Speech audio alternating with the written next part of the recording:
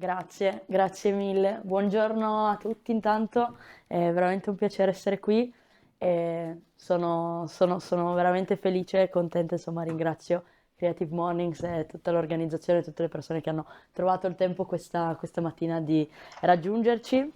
Ehm, che dire, oggi raccontiamo un po' quella che è stata la vision di un'azienda che si chiama Novice Games, che ho fondato nel 2019, insieme insomma a una serie di persone che conoscerete attraverso una serie di immagini, video, racconti, storie che cercheremo di percorrere in questo insomma quarto d'ora, 20 minuti insieme. L'idea è di raccontarvi una storia che parte dalla nostra storia, dalla mia storia anche, di tutte le cose insomma che sono capitate e che hanno permesso insomma a questo progetto di nascere e di diventare quello che è oggi. Eh, Mi piace pensare, e mi imbarazza un po' farlo vedere, che il merito, forse la colpa di tutto ciò, va un po' al mio papà, perché in realtà era lui che da quando ero piccola, insomma, mi ha sempre un po' spinto, come tantissime altre bambine e bambini, a fare quello che mi appassionava. Nel mio caso c'era una cosa nello specifico che mi appassionava ed era il toro, per stare sul tema Torino. Quindi io piccolina venivo sempre circondata da 10.000, 100.000 sciarpe granata, si andava allo stadio insieme la domenica, si trovava insomma questa cosa, questo momento di condivisione, di gioco per stare insomma insieme alla famiglia, agli amici e tutt'altro insomma genere di giornate, le domeniche. Ecco, la domenica, poi dopo la partita, si cercava anche un momento per giocare a calcio, no? E qualche anno fa, per fortuna adesso non è così, però una bambina che giocava a calcio era una cosa un po' strana. Addirittura la mia famiglia, mia mamma in particolare, era assolutamente contro questa cosa. Quindi quella è stata un po', mi piace raccontarlo, una piccola battaglia che ho fatto io, che magari anche insomma altre persone qua in sala hanno fatto, perché quando si è piccolini si cerca sempre un po' di assecondare, no? Il punto di vista dei propri genitori. E quindi ogni tanto ci si sente anche un po' in colpa magari a essere diversi, ad essere quella bambina tutta vestita di granata in mezzo ai maschietti. Ecco, però piano piano io ho quel coraggio, insomma, di fare quello che avevo voglia di fare, l'ho trovato, ho avuto il supporto appunto del papi e quindi ho iniziato a giocare a pallone con la grande gioia di mamma. Perché vi racconto questo? Perché questa storia qua parte un po' dal calcio, parte un po' dallo sport e parte anche dai videogiochi. Quindi calcio, sport, videogiochi, FIFA, insomma, per chi ci ha giocato, ecco, per me è stato un po' il primo approccio a questo mondo qui. C'è stato, insomma, prima su PC, poi avevamo la PlayStation, poi la Wii, insomma, mondo Nintendo. Non so, quanti di voi giocano o hanno giocato a videogiochi? Qualcuno, ok, ok. Mondo FIFA, giochi sportivi, ok. Nintendo invece delle cose più colorate, Super Mario Kart, ok.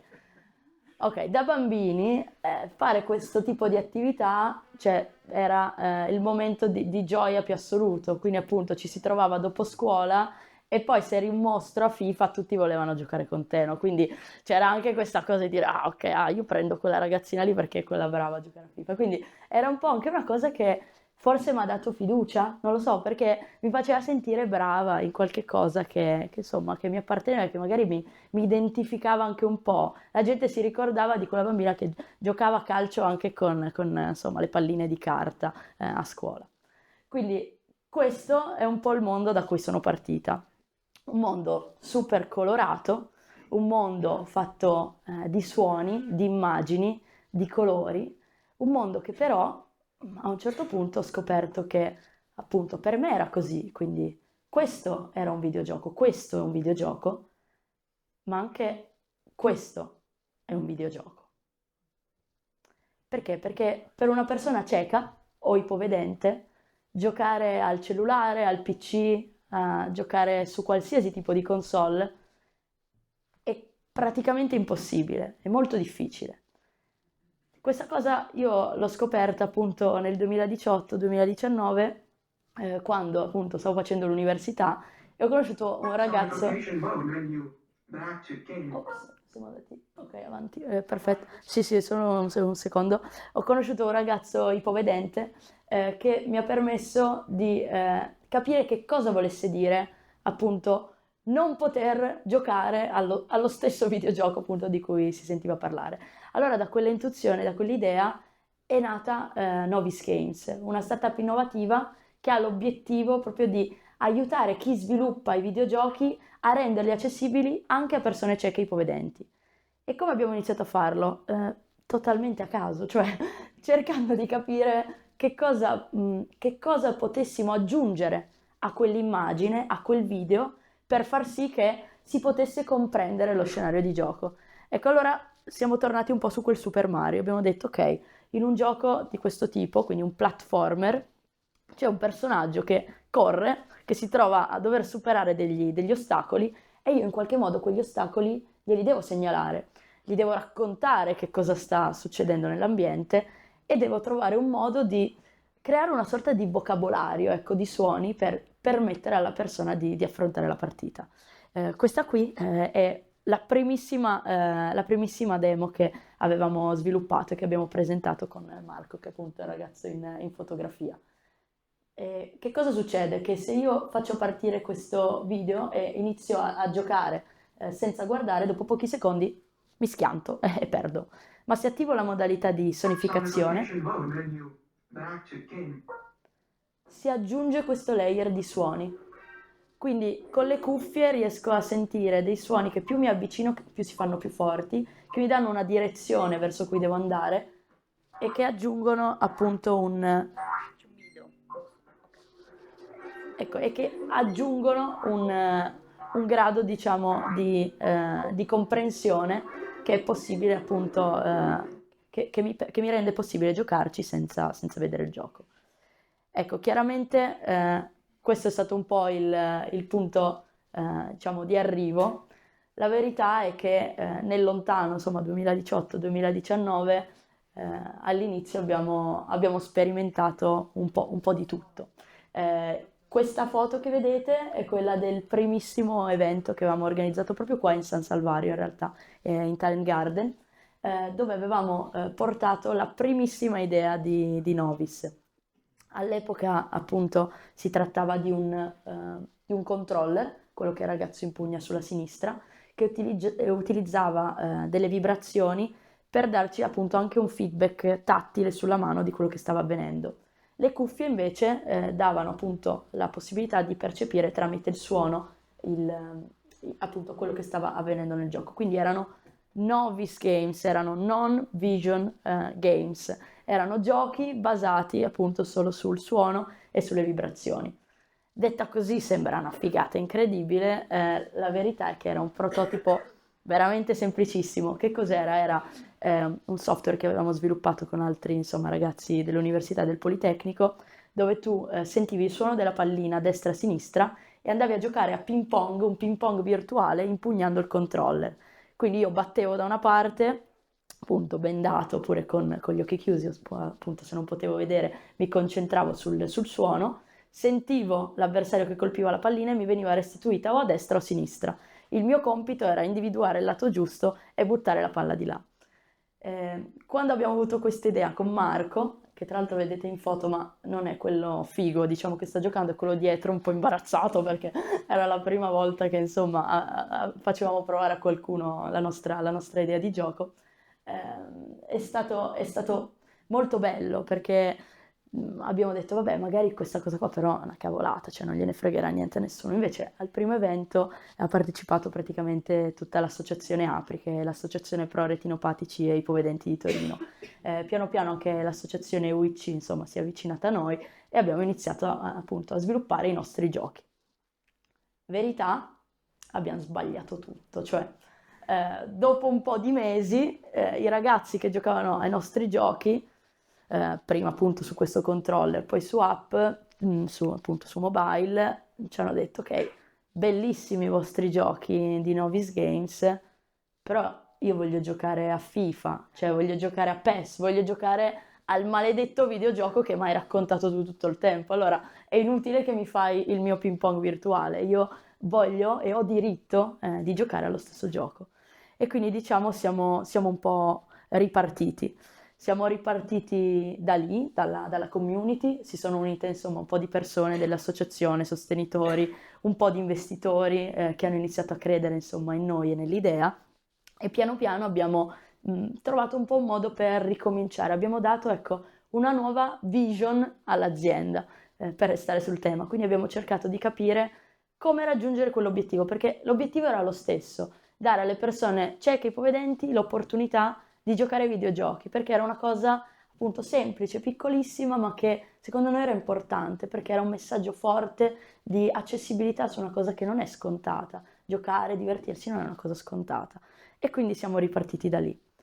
Siamo ripartiti da lì, abbiamo raccolto tutto il coraggio che avevamo, come si vede dalle nostre due facce terrorizzate, e abbiamo avuto l'opportunità nel 2020 di raccontare la nostra idea ad uno dei partner, insomma, internazionali più importanti in tema di accessibilità ai videogiochi, la signora Microsoft, Microsoft Mondo pure. E quindi niente, ecco, avevamo ben 3 minuti per spiegare a questo Jean-Philippe Courtois, francese, perché doveva darci i soldi per fare questa cosa, ecco. Quindi si spiega molto bene, diciamo, il linguaggio del corpo spiega molto bene la sensazione quale fosse. La verità è che subito non abbiamo avuto grandi news, passavano le settimane, i mesi, non si capiva se questa cosa fosse andata bene o no. Di sicuro questa cosa ci ha dato un gran coraggio, ci ha dato il coraggio di portare la nostra idea verso nuovi orizzonti, quindi di mandare candidature per altri programmi di accelerazione. Ci ha portato appunto, a raccontare il nostro progetto a Boston, ci ha portato a rincontrare anche Microsoft quasi un anno dopo a San Francisco. Con loro siamo entrati poi finalmente in un programma di accelerazione, quindi quel Gianfilippo lì a quanto pare poi ha fatto il suo lavoro, ha mandato insomma un'email per cui ci ha segnalato per entrare in questo programma internazionale. Insieme ad alcune persone del team siamo stati appunto prima a Boston di nuovo, poi a San Francisco a una fiera insomma internazionale del gaming e siamo diventati partner di questo programma che si chiama Entrepreneurship for Positive Impact, quindi un programma per startup a impatto sociale di Microsoft che dà la possibilità appunto di accedere diciamo, a dei fondi per sviluppare soluzioni tecnologiche per Xbox, più diciamo una serie di mentor, sostenitori, collaboratori e tester che potessero darci una prospettiva molto più ampia, una visione molto più ampia del nostro progetto. Questo di nuovo ci ha fatto crescere tantissimo, ci ha fatto parlare ben 30 secondi anche con Phil Spencer, che comunque voglio dire non male, e poi ci ha dato appunto la possibilità di fare quell'ulteriore passo in avanti. Un passo in avanti che ci ha dato il coraggio di fare delle robe matte totali, cioè tipo far giocare Gerry Scotti da bendato su Canale 5. Ha vinto Jerry.